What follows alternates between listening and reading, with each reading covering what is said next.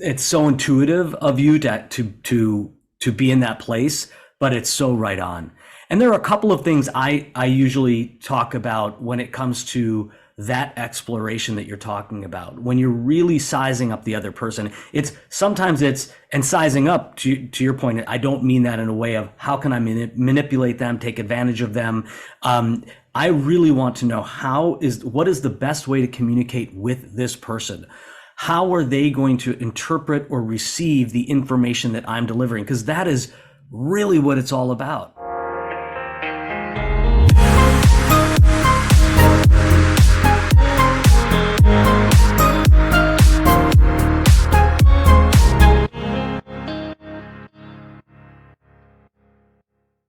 Welcome to the Real Estate Law Podcast. Jason Muth here once again with straightforward short-term rentals and pride away stays. We are welcoming back to the podcast Eirik Davey-Gislason. Did I get your last name right? Gislason? You did. It is. This is my married name. Davey is my wife's maiden name, and we joined them together as our last name once we got married. Look at that. Excellent. Our daughter has a combined name like that as well. It's just, very, very long and hyphenated, but hey, that's the world we live in, and that's what everyone chooses to do these days. So that's right. So thank you for coming back to the podcast. Eirik is we've had a few return guests in this podcast. We talked to Eirik back in July of 2022, and the episode came out shortly thereafter. I just looked it up. You were episode number 68. And right now, you're going to be number 154 right now. So, I like it. Okay. Certainly had a lot of conversation since then. Eirik is, you're still in New York, right? Yep. Yeah. Eirik is still in New York City. He is our resident expert on negotiation. And not just negotiation, but negotiating with empathy. That was the name of the episode that we recorded. And we liked it so much. If you're a listener to this podcast, a regular listener, you probably noticed that we have been releasing these quick take episodes as well, which this goes back to my radio days where I realized that sometimes you put out so much content and so much good content, we'd like to think, that things get buried. So we're resurfacing some of the older content in shorter snippets along with some additional new commentary. And Eirik, we picked you first. You were the first quick take that we released a couple weeks ago. I'm honored. I loved the quick take. I really enjoyed the last episode that we taped, and I'm thrilled to be here again. So a lot has changed in the past year and a half, 2 years, not just in the world, but in the real estate environment, in finance, in politics. I mean, we're recording this in 2024 right now. You have new ventures as well, which you'd love to get into right now. You're now the founder of Archway Partners Coaching. And one of the things when we book this episode, whenever we book an episode, we ask a guest to just complete a couple things like, what are you working on now? And Eirik wrote down asynchronous content for Archway Partners. And I honestly had to look up what that meant. So I'm like, these fancy words he's using. But I looked it up and I said, I know what he's doing a course. He's doing something where he's going to have some self-guided learning. So lots to talk about, Eirik. Welcome back to the podcast. And let's find out what's Archway Partners all about. Well, thank you for the plug, and thank you to both you and Rory for the first time I was on the podcast. One of the things that I get from each time I do a guest on a podcast or do any sort of appearance is I start to see how that results in people who want more help in the specific areas in which I teach. And so I actually had people reach out after that podcast to talk about one-on-one coaching. And at that point, I was in the infancy, or Archway Partners was in its infancy, and I was developing the website. And we launched later that year after we had our conversation. And Archway Partners Inc. Coaching is a real estate coaching company. We focus on one-on-one coaching as well as small group coaching. So I do small group coaching, which is more of that accountability partner guided, being there for you, supporting the coachee. And then we also have skills-based coaching, which is more about understanding the practical skills of real estate. And I've been in the real estate industry for about 2 decades now. And I've been in the real estate industry as not only an agent, but as a director of sales, a director of development. So I've had various roles within the industry that give me I think a unique perspective on what agents go through. I'm still currently an agent. I went back into the field after spending some time in management. And so now Archway Partners is taking all of that together and really using the way I like to frame it is it's using value proposition from my negotiation training that I do as a jumping off point or a tangential point or a tangent point to the coaching. So what is it that you want to do? What is it that you want to achieve? What are you bringing to the table?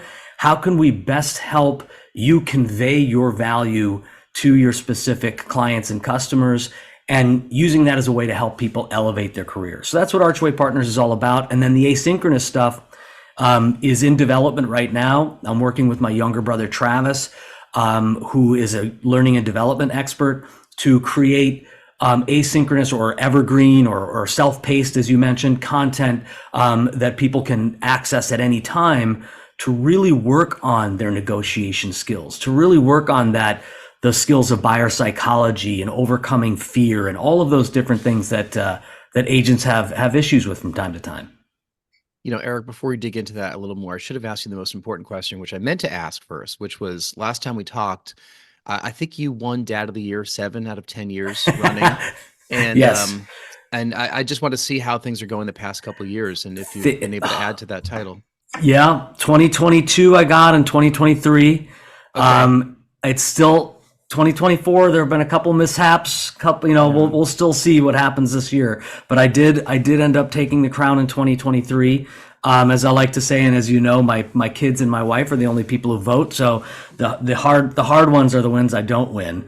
But I pulled it out in 2023. Good. All right. Well, I hope you keep lobbying for that award for years to come. And if you don't get it, maybe some of that content that you're recording can help you, with That's true. With working with those clients, because you're negotiating with your family all the time, I'm sure. All the time. Yeah, exactly. And now I'm teaching my kids collaborative negotiation skills, tactics, techniques, and so they get better and better.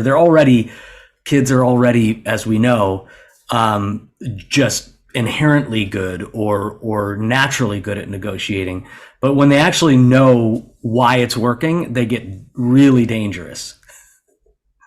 How do kids get this? I mean, I see my daughter negotiating all the time. I mean, first of all, she barks orders, right? And then Yeah. and then the negotiation will kick in when I start to push back a little bit. She doesn't take no as an answer. Like, is this something that they learned from the womb? I don't get it. Well, it's really what we unlearn as younger adults and adults. I mean, that we are inherently curious beings. We want to learn, and we do so. We learn and we take in information as a way to inform our decisions. So this is something that we're all born with, and this ability to ask questions is something that we all know inherently how to do. What happens is that starts to close off as we get older, because we start to worry about the outcomes of the questions that we're asking. We start to assume the outcomes of the questions that we're asking. We tell all of these stories to ourselves in our heads, and that causes us to just stop asking questions, or to ask less questions, or to just go at it a different way because we think that we're being too intrusive, or we think that we're going to bother somebody. All of those things. Like you said, your daughter doesn't take no for an answer, and knows exactly how to keep asking over and over and over again. And that's part of everything that is great about a skilled negotiator, is one that really can turn that filter off. Understand that as an adult, we don't want to upset people or offend people to the point that it disadvantages us, but we have to go a lot further to do that if we have trust in a relationship than we think. And we often, we're thinking about worst case scenario all the time whenever we ask a question of a friend or a loved one or a partner or a boss. When these people, we've built up years and months, years, decades of trust with them, and there's a far greater threshold, or the threshold is far larger than we think it is, to really damage that relationship or offend that person.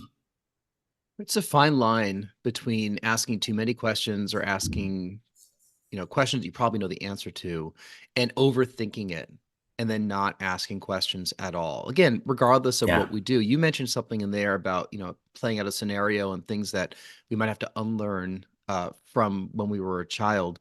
Yeah. Think about it. How often is there a situation that we're presented with, whether it's in real estate or business or life, where we kind of overthink what is going to be said back to us if we ask a series of questions, whereas a child might just ask them, right? They just jump right into it. Yeah. Yeah, we do. We overthink it. We play the entire chess game out in our head. We play out every move that the other person is going to make as if we were the one making it.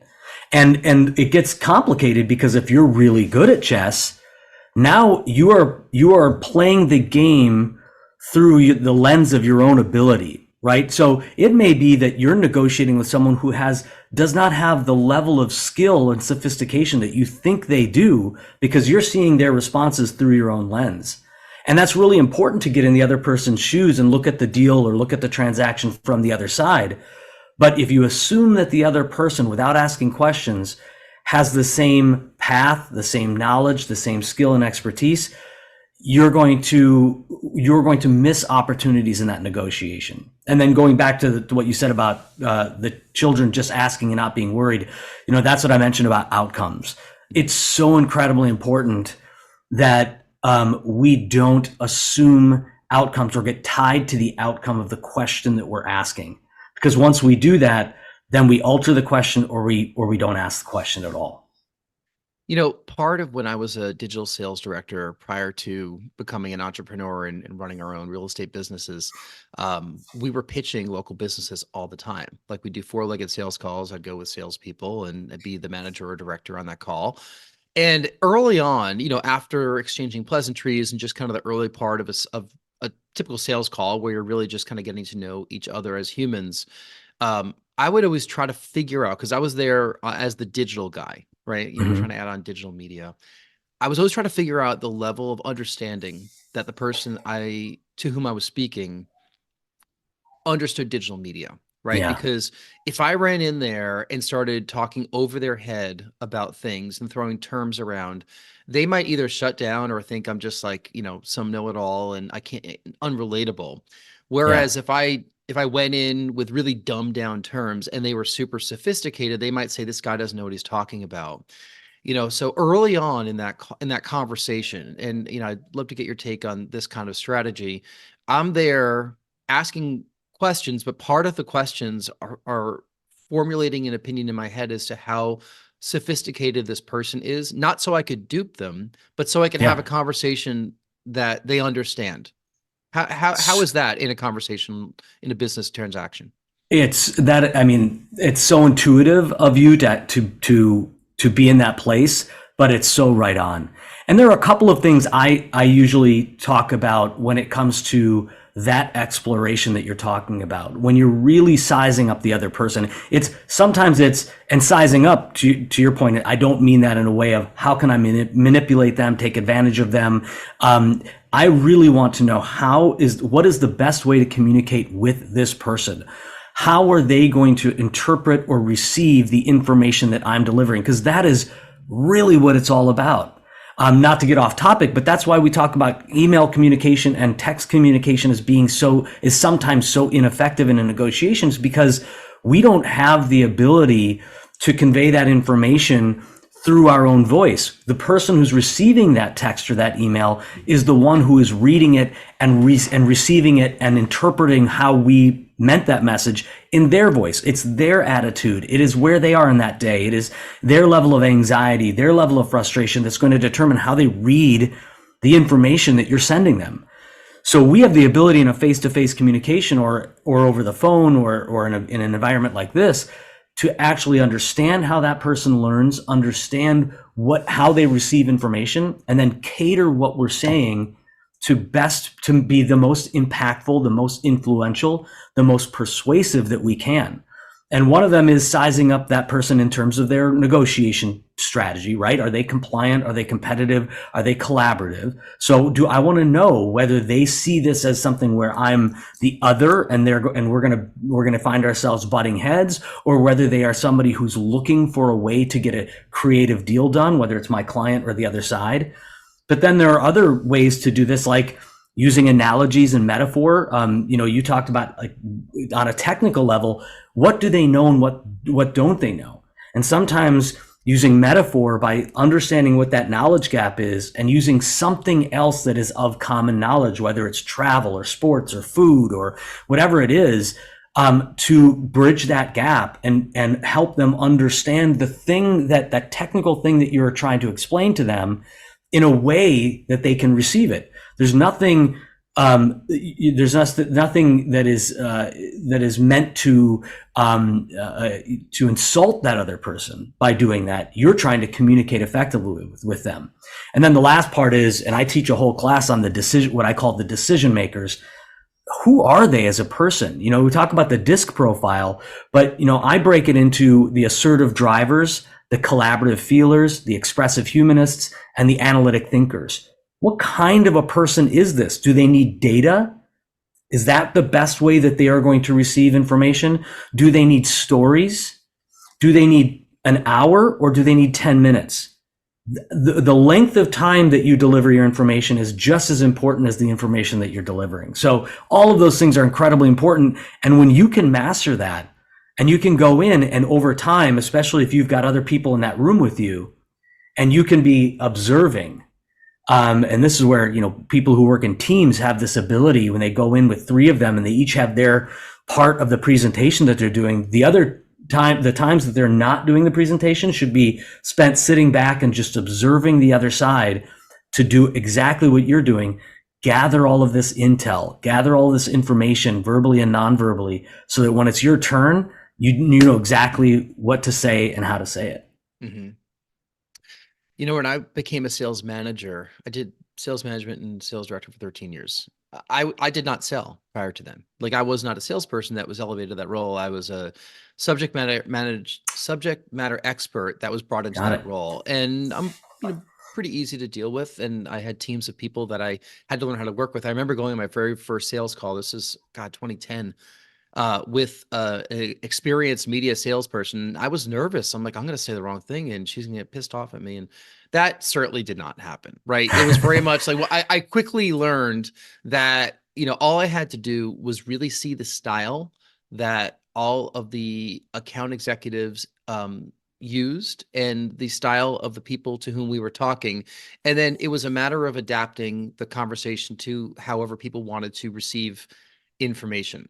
And I hope that's a transition into a question I want to ask about generations and how to communicate with people across generations. Because in the real estate world, you know, a lot of people that are buying their first home right now are probably in their 30s, right? Late 20s, 30s, early 40s. Salespeople can be in their early 20s, they could be in their 60s, right? So we have a wide range of people generationally. We have, you know, Gen Z, millennials, Gen X, and baby boomers all kind of in this world right now. And they all don't communicate the same way. You know, you mentioned something about email and text and how tone it's really difficult to convey that. I can't tell you how many emails Rory has read to me where he read the tone in one way in his voice. And I'm like, are you sure they're saying it to you that way? You know, maybe they're saying it to you a different way. And that's why these, you know, in-person communications that people of my generation, Generation X, really still appreciate. Because we like being able to be in front of people, because then we can inflect our voice, we can emphasize things, we can, you know, get some nonverbal cues. Whereas I used to have people on my staff that were, you know, millennial Gen Z, and they wouldn't want to talk to people on the phone. Yeah. They froze up. Like they hated it when I called a meeting, like a one-on-one. It was like they were petrified. I think that they wanted to have all their communication through text or through email or through chat, because that's what they're just kind of really good at. So comment a little bit about, you know, the cross-generational communication styles and how that factors into, you know, any kind of business negotiation and business dealings. It goes right back to what we were just talking about. And there are, in one of the courses that I teach, we have a whole section on multi-generational factors, talking about what milestones or what important events happen in the life of a generation, the early years of a generation, that impact the way that they behave. Whether it's a war or a famine or COVID, you know, it impacts the way that we communicate. It impacts the decisions that we make, how we feel about other people, how empathetic or non-empathetic we are. all of those things. And so it absolutely plays a huge role. To not go into it in too great of detail, I'll say this. It's just the conversation we were having about meeting the other person where they are and understanding who they are, not stereotyping them or assuming that because they're a Gen X or because they're a baby boomer, because they're of a specific generation, that they are less technically savvy, that they don't understand certain things, that they're in cognitive decline, whatever these assumptions that we make about people just because of the age that they are, is unfair, and it's going to get you into trouble if you're making those assumptions. But certainly communicating with that person in a manner that fits their style. Now, you can alter that, let's say by someone who is a Gen Z, or someone who likes to communicate via text, via chat, via email, who doesn't necessarily like or feels that it is nerve-wracking, anxiety-producing, all of those things to actually speak with someone in person or on the phone. Now, you may not understand it, I may not understand it, but if I want to communicate with that person effectively, I need to at least acknowledge it and understand that that's a real thing for them. So then how can we compromise? How can we have a collaborative negotiation that deals with self-interest, right? And because that's what it's about. Help me understand what it is about text communication, email communication, and chat that you like so much that you think it becomes a more effective way to communicate than an in-person meeting or on the phone. Let's have that conversation. I don't have to capitulate. I don't have to comply with everything that they're asking me to do just because I want to have the conversation. I want to gather intel, gather information, so that then we can come up with a solution that meets both of our needs. Maybe some of our communications can be via chat, but if we're having this kind of communication, it has to be via phone, it has to be in person. And hey, I'm going to help you out as best I can by communicating to you via chat, via email, via text, exactly what I want to talk to you about. So that way you can come into the meeting feeling prepared, feeling like you're not being blindsided, and feeling as though you know what you're walking into. Because that may be the issue that person has. And maybe over time you get to that trusting relationship where now they walk into your office and they don't think twice about it, right? So those are, there are so many ways that we can look at how these multi-generational factors work. There's one example that I wanted to bring up that I've recently seen a lot. You've probably even talked about this on your podcast, and that is this idea of the where rates were in the 80s, where rates were in the 90s. This is, to me, is a perfect example of a generational gap and how people talk past each other, because I hear it frequently on podcasts and other programs and from trainers that I know. And they're like, well, you don't understand. When I first bought my first house, rates are at 21%. Or, when I first got my apartment, 8%, I felt lucky to get an 8% rate, right? Which is true, which is absolutely, I acknowledge that, and it's true and it's relevant. But for someone who is 26 years old, who wishes they bought an apartment when they were 24, when rates were at 3%, and now rates are, let's say they're 7.5% or 7%. The fact that you bought your first house at 8% or paid 21% in the 80s, that doesn't speak to them. They don't have any context in order to understand what that means. And so you end up trying to make an argument that's encouraging them or influencing them to date the rate, so to speak, and take the opportunity to buy despite the high interest rates. But what you're really doing is talking about days gone by, and they're like, that just goes right over their head. They don't care. Mm-hmm. Yeah, maybe it's because a mortgage broker or a salesperson is trying to make it seem more appealing. Hey, it used to be terrible. This is much better than it used to be. Yeah. And you were not even an infant. You were exactly. Zygote. If that, you were a thought in your parents' head. Exactly. Yeah. Yeah. So talking about how things have changed over the past couple of years. I mean, since we last spoke, we've been in a period of relatively high rates, for the past decade. over the course of time, things are maybe normally where they are right now. But what is different now in what you're seeing with people that are coming to you for advice versus just a couple of years ago? If the real estate market, where there's an inventory gridlock still, I think that when this podcast comes out in just a couple of weeks, there'll still be an inventory gridlock. Yeah. Rates are where they are. People are probably now realizing, okay, this is the norm for a little while. Now let me figure out what I'm going to do. Whereas a couple of years ago, people were just going to sit and wait. People have been sitting and waiting for a couple of years now.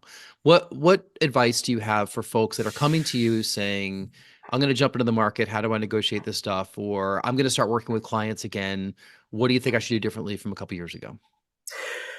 It's a great question. And I think that it's such an important question for agents out there now to really explore what is different, what has changed, and whether this is a lasting change that they need to be aware of. And there are a couple of things that I see where I do believe that there is a lasting change that should change the way that agents communicate with their clients and the way that they influence their clients and have conversations with their clients. And one is obviously rates are higher.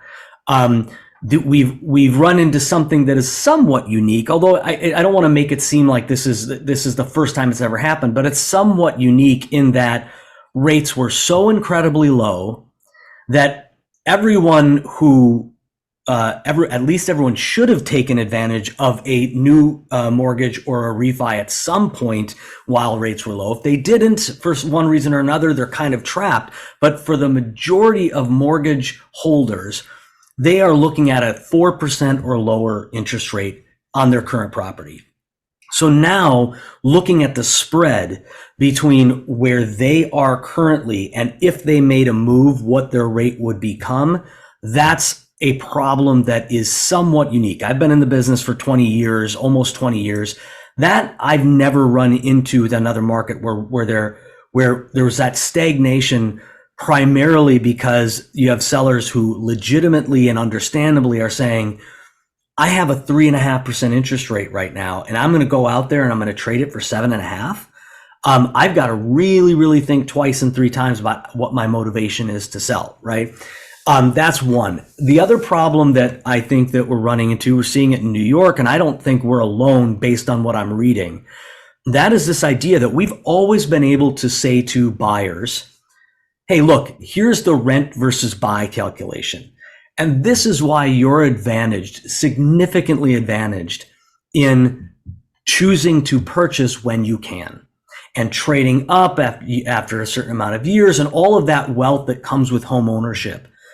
And in many markets, we are teetering on this, in this place where I'm not sure that that's true anymore, right? Where rents are at a point where your carrying costs when you purchase are at a point where looking at that rent versus buy calculation is different, especially when you take into consideration these millennials, some of these the new workforce where they're changing jobs every 3 to 4 years. They don't have to work in a specific city. They can work wherever they want. They move much more frequently. So all of those factors, the negotiation factors, like the convenience of being able to move at any time versus having to go through a co-op board process to sell or buy an apartment. That's what we deal with in New York City primarily.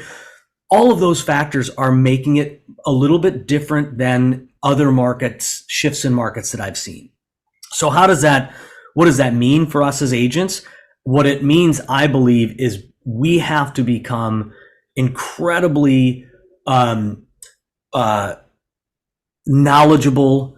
We have to really focus on what our consumers want, whether they're a seller looking to sell or a buyer looking to buy or a renter trying to decide whether they should stay in their rental for another year. We need to be hyper in tune with what their needs are, be able to ask all the right open-ended questions and closed-ended questions to understand them better, and then have the expertise to actually give them advice and consultation.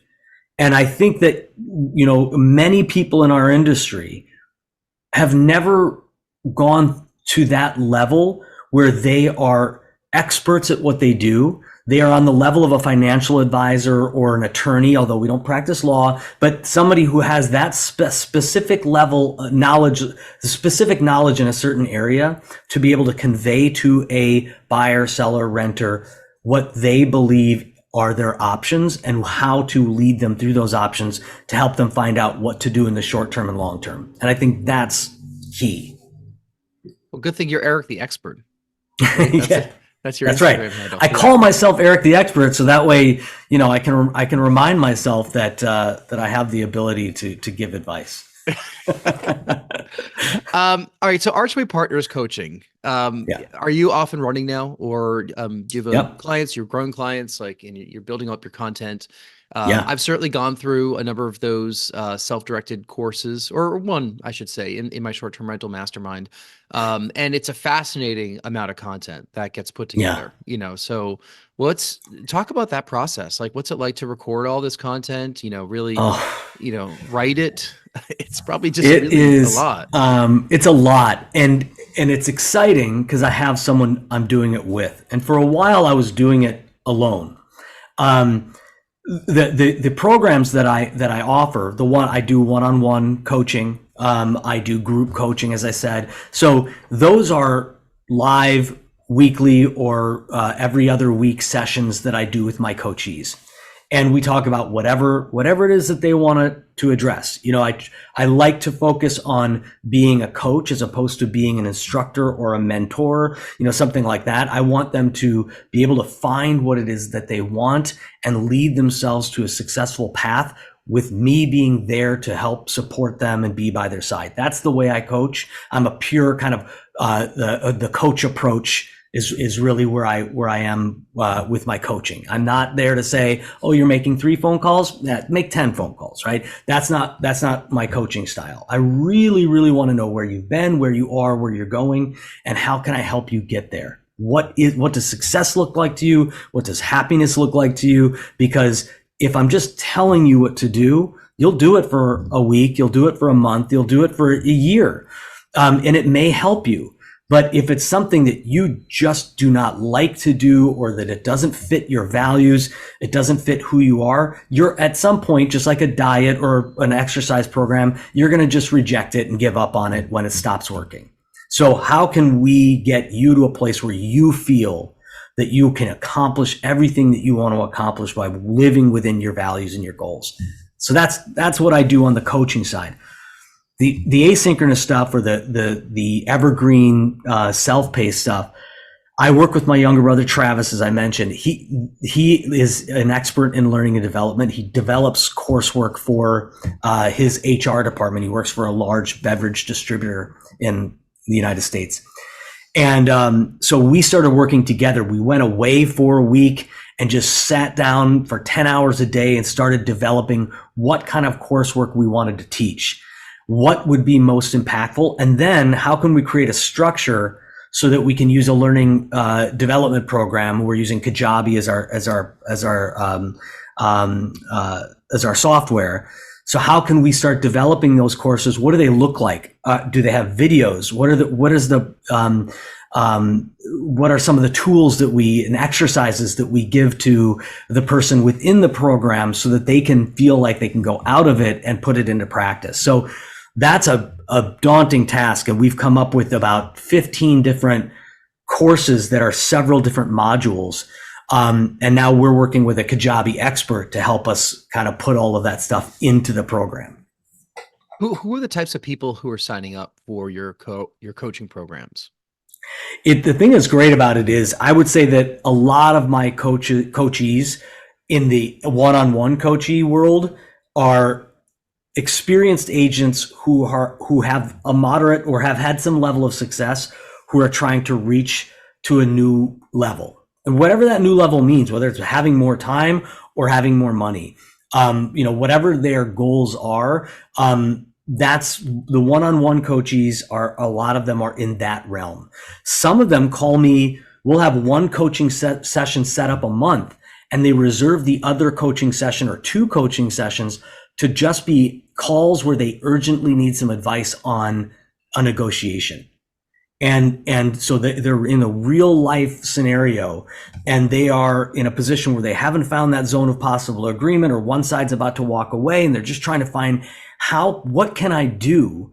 What are some of the skills that I can use to make sure that I get this deal done and serve my client well, which is really a lot of what I teach in my negotiation classes. Mm-hmm. So that's where I would say a lot of my one-on-one coachees are. The group coachees are, this is a great environment. And it's new for me. The group coaching thing is somewhat new for me in Archway Partners. I was doing a lot of one-on-one, and a lot of people were asking something that's a little bit more affordable and something that was not them alone. They like to react and read and see what other people are doing. And it makes them more comfortable. So the small group coaching, everybody gets a little bit of time in that week session, but you don't feel like it's just, me and you on a Zoom call like this. And then the skills training is very much more like, okay, we are going to address this this skill in this week's class. And you can come in, you can drop out as much as you want, depending on what skills you're interested in attaining. And I'll just keep on bringing a new one to the table to see who's interested in that skill. I'll ask people in the coaching program, what are they interested in doing next week, and we'll vote on it. So there's a wide range of how we get to that next skill, but it's just a rotation of working on different things. What's the difference between a co-op and a condo? How do I read a financial statement? What's the best way to put together a tour for my client? What if my client says no? What's price, size, location, and amenities? How do I understand those 4 variables and how they interact with my client's search? So it's that kind of stuff. It's interesting to hear you talk about all that because of the coaching program or the mastermind that I'm in. I'm actually in 2, I guess. I just joined a second one last year that it behaves a little bit differently from the STR Secrets mastermind, which I joined probably, shortly after we recorded our episode. What I didn't know what to expect. What you're describing sounds very, very similar. And if you're listening to this, wondering if you should get into a coaching program, whether it's something that Eric could offer or somebody else, because there's a bunch of them out there all about different topics. What I would say, as someone that is, paying for the experience, is the course itself is I thought I'd get the course and I thought I'd meet a couple people, right? The course itself is super valuable. All right. So if whatever program you decide to join has a really solid course, like on Kajabi or one of those, learning programs, that is valuable asset number 1. I mean, like, I keep going back to that course for things that maybe I missed the first time I watched it, because there was an awful lot of content that they put together. There's a lot of downloadable documents, a lot of templates that you could use. There's just a lot of value to the actual course, and the coaches kind of refer back to the course all the time, and they're always adding to the course. All right. So it's really difficult to kind of have watched everything because they keep expanding it. But beyond that was the group, was the actual community that you mentioned. It sounds as though you're heading in that direction a little bit.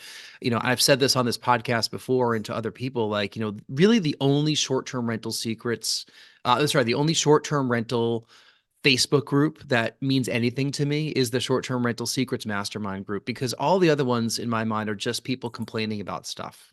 All right. The free ones behave like free groups. Right. Sometimes there's some value here and there. And I know a lot of times the people that launch these groups will launch a free group to be able to build up a community and then sell to that community. But then having access to the private group of all the people that actually have spent money on the coaching program, everyone looks around and says, okay, you put money into this, you put money into this. We're the serious ones. We're the people that are actually looking to learn and learn from each other. More times than not, if I have a question for something, I will do a keyword search within the community, like literally in the search functionality. So I don't ask the same question that's been asked a bunch of times. And if I can't find the answer, then I'll ask that question. But between that and then meeting people actually in the group, actually having real life conversations with them, whether they're online or whether they're in person or at a conference. I'm going to a conference in a couple of weeks. By the time this episode comes out, I'll have been back from that conference, and I'll know a lot of people at that conference because they're all part of this community. There is a really lot of value to the community element of what you're putting together. And I think people like learning from one another. I don't know what feedback you've gotten so far from your initial layer of coachees, but That's been a huge asset in my mind. Yeah, I was shocked. I was really surprised how successful the small group coaching is. And of course, as someone, so I went through a coaching program. I am an ICF member in International Coaching Federation. I'm a member of the ICF. So I in that coach world, you can see how small group coaching is becoming more and more popular. So I see it around, but I'm shocked at how popular or how valuable people find it, because there's a different price point attached to it. So you don't have to feel that it's not as much of a financial commitment. But to your point, that financial commitment puts you in a room with people who are solutions focused rather than problem focused. And when you do have a room that is people who are just like looking for the free information or looking for a way to just kind of connect to people for free, oftentimes those environments turn into, why is this so bad? Or why am I being wronged? Or that stinks. I agree with you. And there's a lot of that jumping on the bandwagon of the complaint rather than the focus on, so how do we move forward? How do we solve this problem? How do we separate ourselves from the other agents that, the buyer's agency agreements and decoupling of commissions, a perfect example of this, right? How do I separate myself from all of these other buyer's agents who are unwilling or unable to develop a clear value proposition to convince or convey to that buyer why they would need their help and why they probably will end up paying for that help? How is it that I can be one of the people that comes out of this with skills that allow me and enable me to have that business, rather than complaining because there's a shift in our marketplace and a shift in the way things are being done? And when you pay for something, when you get into it, even if it's not a huge price point, you find yourself in a room with people who are solutions focused. And that's what I've found with my small group, is that it's just a bunch of very motivated people who value the time, value each other's opinions, and they are able to, as a coach, this is wonderful. I'm able to sit back and facilitate, and they're learning from themselves and they're learning from each other. And that really is where I want to be as a coach. I want the person that I'm coaching, or the people that I'm coaching, to have that aha moment, not because I said it, but because they heard themselves say it. Because that's when it drills deep, and that's when it becomes very impactful. And that's when that person starts to act on those things, because they know that they just realized something. That's also the key, as you said, that everyone is kind of in that situation together and they want to learn from each other. I'm guessing you work with a lot of real estate agents, and they work with brokerages of all different types. Some brokerages are probably very hands-on with their learning and their community building, but a lot of brokerages are basically just, sign up and go do your thing, maybe show up in the office once every so often, maybe we'll do an online learning. And there's probably folks that want more from their brokerage beyond that. And the way they might find the more could be through a program like what you offer, because all the people that are in that group are looking for that same thing. So, if you're listening to this looking for that type of group because you're just not getting it from your own brokerage, you might need to look out. It doesn't mean you have to leave the brokerage. It just means you might need to look from outside somewhere, and you might need to look elsewhere where there's a community of people. That is so well said. And I think I'm so glad you said that, because by no means do I think sales directors, sales managers, broker owners don't have not only the skill to teach a lot of the things that I teach and the experience and expertise. I think they absolutely could. The reality is that where we're going, I think, with brokerage models is that firms are learning from their agents that's not where they want them to spend time, even though they need that training, they need that development, they need that coaching. I see less and less of it, even with firms that I respect at a high level. There's less and less opportunity to get this information within your brokerage. And to your point, it does not mean you have to leave that brokerage, and it doesn't mean that brokerage is bad. It doesn't mean that you should hop from one brokerage to the next because they're doing this or that training. The reality is that this is available to you, and you can do it outside of your brokerage. You can get this knowledge and expertise outside. And a lot of this skills training that I'm doing and that a lot of coaches are doing is stuff that even at the highest, even some of the firms that train at a very high level, they're not doing this, right? This is very nuanced, very subtle, very soft ways to make you a much better agent, a much more empathetic person, a much better listener, a much better communicator. And those brokerages aren't designed to take you through that kind of a transition or a transformation. That's not what they're there for. They're there to train you on certain aspects of real estate, but you really should keep developing your skill, knowledge, and expertise outside of the available training that you have within your brokerage. So, Eirik, usually at this point in the interview, I'll transition to our final 3 questions that we ask all our guests, but we already asked those questions of you. So instead, I'm actually going to throw in another question I have asked a few times on this podcast of late as our last question, and it involves AI. And the question is, tell us how you're using AI to help what you do be better, and tell us why AI is not going to make what you do obsolete. I believe that it does make me better, and I believe that it will not make me obsolete. So I both of those things I agree with, and I'm happy to chat about it because I have started using AI. I think everybody who is a real estate professional or tangentially associated with real estate in any business that from here on out, you're going to have to embrace this idea of becoming more efficient through the use of AI. And that is what I think AI has the ability to do for us. I use it when I just wrote a new course. I'm teaching it for the first time on Thursday. And it's a course that's all about negotiation tactics. So here's how I used AI in a very practical way. So I am sitting down, I'm rewriting a course that has some issues, and I was like, you know what, this course needs a redesign, and I feel like I have a real opportunity here to take what was just kind of a list of 38 tactics and some role playing and make it something that is a little bit more broad, or has a little bit more well-rounded, I should say. So I went to ChatGPT and I said, okay, I'm going to put in all of the stuff that I know I want in this course. I'm going to see what they come up with. And out of that, something that I was not planning to develop as a part of the course was, surprisingly, because after I've developed the course, I'm like, how did I miss this?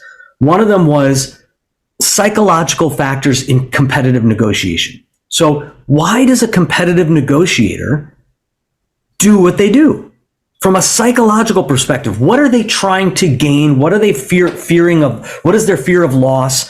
What are the psychological factors that play into it? Because when we understand that, then we can really understand the tactic. And we talk about name it to tame it. We talk about, the idea of I will not be intimidated. All of these things that we react to the psychological impact of the tactic.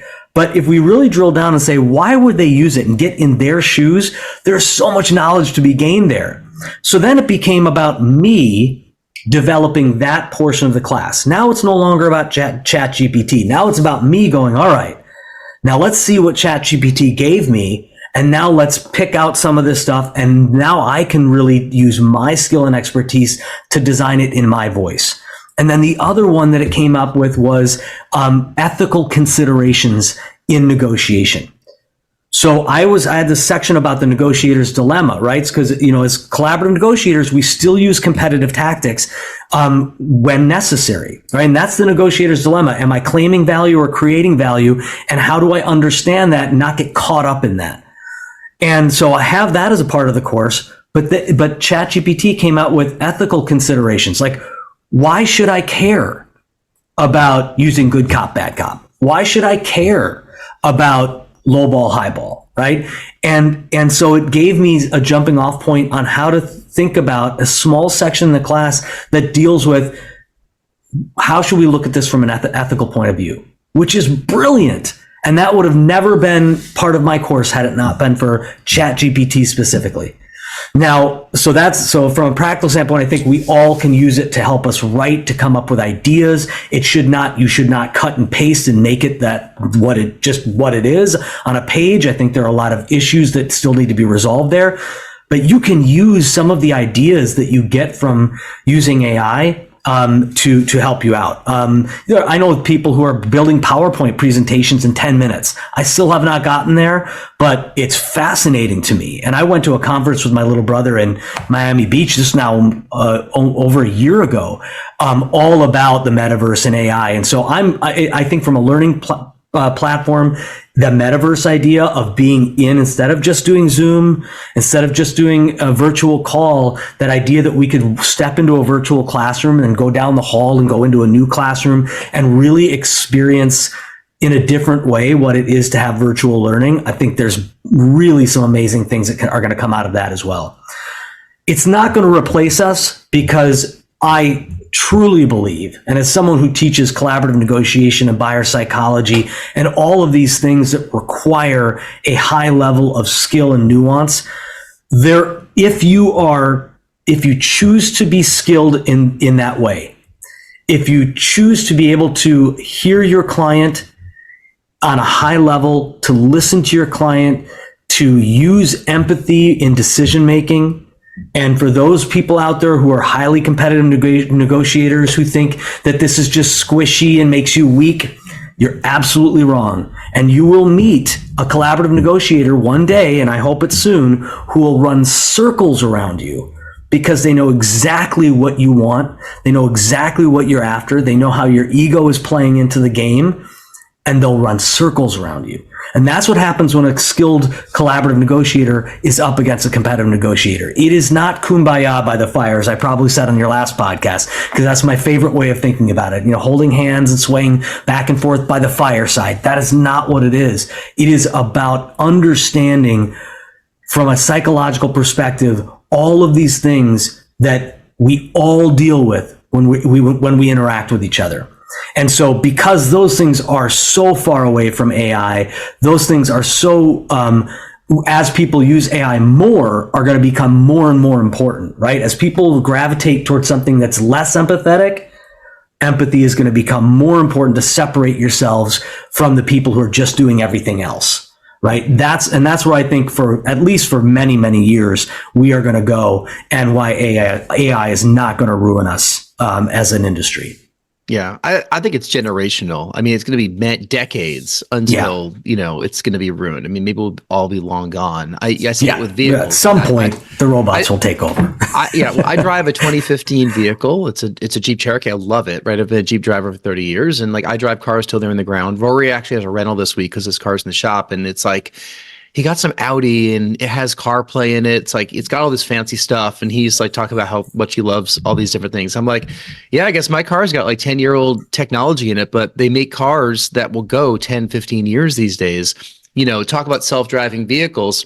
We're still 10, 15, 20 years away from every car on the road being a self-driving vehicle, because all the cars coming out today are not self-driving, right? Sure, a lot of them have self-driving assist to them, but if you're still putting cars out today, 2024, that don't have self-driving, those vehicles will be on the road in 2039, 2040, and they're going to have to be on the road with these self-driving vehicles. Same thing with AI, right? We've trained many generations of people without AI. So now maybe the first crew of kids are coming through high school where AI can assist them, and it's going to be part of their everyday. Whereas you and I, we all had to learn this, right? But you're talking, 40, 50 years, I think, of people where everybody in the workforce is going to have this like they're breathing. You're going to have this hybrid model for many, many years and decades to come. And to your point about empathy and, a competitive and a collaborative negotiator, I'm always fascinated how a collaborative negotiator could walk away from a conversation and getting a winning negotiation for everybody with a competitive negotiator and not feel good about themselves, but feel like I'm like, how do you do that? Because that person is that person and you're not that person, but somehow you both came to the agreement. And it's because the collaborative negotiators realize that they can compartmentalize, they could put things away, they could deal with those really aggressive personalities. And then once they're done with that, they can move on with their lives. And they're not going to internalize it. They're not going to take that personally. They're not going to go running away crying. Like, they're going to get the job done and move on to the next one and then figure out how to collaborate with that person. Yep. Absolutely. So listen, thank you so much for the conversation today, Eirik. The website is archwaypartnersinc.com, and that's where people can learn a lot more about you. It looks like your handsome twin is on the website with no beard and glasses. And so if you're watching this podcast, realize that is the same person right now. So Eric's got a couple different versions. More handsome, less scruffy twin. Yeah, that's right. handsome on both sides. Like you have like two twins that are both doing the same thing. Thank you so much for all the insights again. I really hope that some people go over to the website and learn more about you, and they can certainly reach out to you easily and setting up a call around your website. Jason, it's been a pleasure. I really, really enjoy this. The questions are phenomenal. The insights are phenomenal. I love it. Wow, that's great. Well, I certainly hope that if you're still listening to this podcast, you give us a 5-star rating, and then you go over to Eirik's website and book a call with him and learn some more about how he can help you in your business. On behalf of Rory, who's not here today, I'd like to say thank you. Thank you for listening, Eirik. Thank you so much for being here once again. And thank you. If you want to be on the podcast, please reach out to us. You can go to realestatelaw.podcast.com, watch or listen to all of our episodes. You could reach out to us right there. And remember, we love 5-star reviews. So thanks for listening. We'll see you next time.